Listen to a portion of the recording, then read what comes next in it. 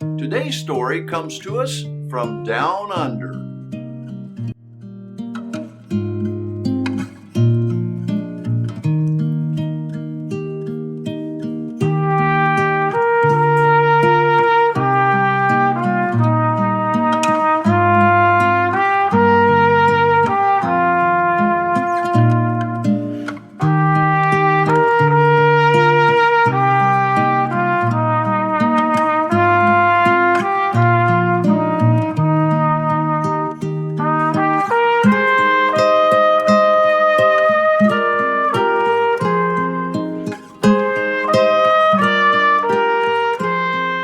Cathy Kern's poem, Tigger and Eeyore's Love Story, has been produced by National Radio in New Zealand, where she lives.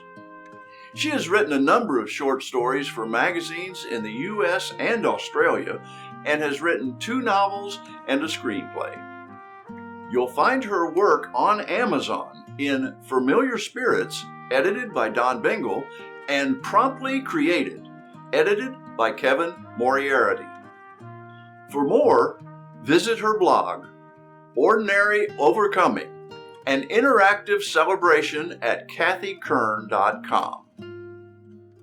Cathy suggested that today's story be read by an old woman. Well, I'm not a woman, but I am old. Here's her story called It Happened Without Music. Does that sound sad? Does the very idea make you hurt for me? I see new pain in your eyes. I know I've blasphemed, an idol you can't imagine ignoring. You finger the strands of wire lying flaccid across your splayed thighs. Your thumb rubs one tiny white earbud. I know in minutes you'll tuck them into the glossy cup of each of your beautiful ears, even as you reach for the door handle of my room. Certainly, before you slouch away along the hallway to the elevators and back to your budding life.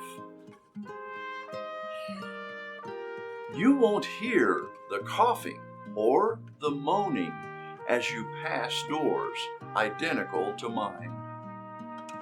You won't hear the sighing. You'd never guess you're also missing silent celebrations. Memories that bubble from deep within the likes of me, that grow larger till they simply tip from aged lips as laughter. Memories that live forever free of boundaries like a body or a life. Of times lived and relived without music. Only. The sound of a zipper in a canvas tent opening to the chill of a Missouri midnight, my muffled gasp. Looking from a tiny island refuge across the blackened river to 1,000 flicks of light. Fireflies, countless and golden, on the cliff face above, their glow dappling the lapping water. The joy that rose inside me, that was mine alone, while around me friends and a lover slept.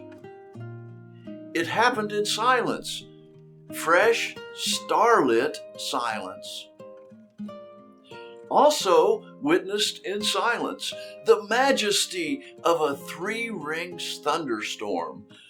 Awestruck and again alone, I marveled as passengers around my seat read in-flight magazines, plugged into music and movies, then politely declined my enthusiastic urging to raise their window blind and see Outside the glass oval beside me, towering plumes of dark cloud, outlined in metallic silver, lit themselves purple and black, then vanished. Then lit again to the right, to the left, taking it in turns and overlapping 30,000 feet above America, somewhere between San Francisco and Chicago. I held my breath while the image tattooed itself full color, taking a place of honor in my mind. Years later, the rushing sound of breath, almost a sob, but not mine, your grandfather's. His breath in my hair, on my neck, my throat, the first time I felt the full weight of his body on mine, the night we conceived your father. A cry again, barely 9 months from that night, taking in my arms while handing off my heart, the infant who would become your father, a pink and angry scrap whose lusty wail you inherited a quarter century later. The same wail I heard you use, calling me for comfort, the first night you begged your way into sleeping at Grandma's. The first outrage you suffered at the loss of your turn when bigger boys than you took charge. I watch you now, both of us unable to speak, you for tears, me for age. I'd be choked regardless with the surging love swelling my throat, emerging as a sound so far from music. Can you hear this rattle as a song? You lean forward, your awkward knees too big and legs too long, too hairy for the rest of you. Still a boy, but with the shell of a man growing around you, encasing your sweetness and your fear. May that shell harden into bravery in time to comfort you. For yes, this is happening. It's happening without music. My gaze pulls you nearer. You don't notice the earbuds sliding to the floor, or know your tears are brimming over. I feel your thumb now grazing over my gnarled knuckles, more gentle than your friends have ever seen. And I celebrate for the women you will love.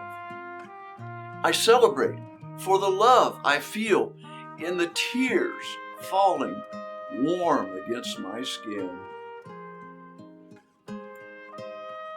I must close my eyes now, but can see you still.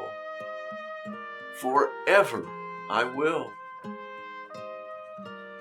Though I would like to open them just one last time, there is a greater sense of something imminent. A just around the corner anticipation rising in me, distracting me. Silence is the sound. An overwhelming, consuming sound. In the distance, your voice whispers and chokes, breaking. I want to smile for you, but the importance of doing so recedes to a brief memory and fades. At its edges, a shadow of a wish. I try to lift this up, to hold it out and transfer it to you.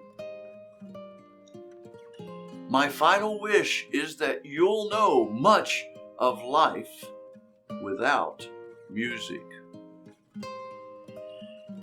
Even as I look down on us, I see you resting my hand gently on quiet blankets and watch your grief blind fumbling. Your rush to fill your mind with music, to smother this instant raw ache, this me-shaped void with sound. And I wonder, did you hear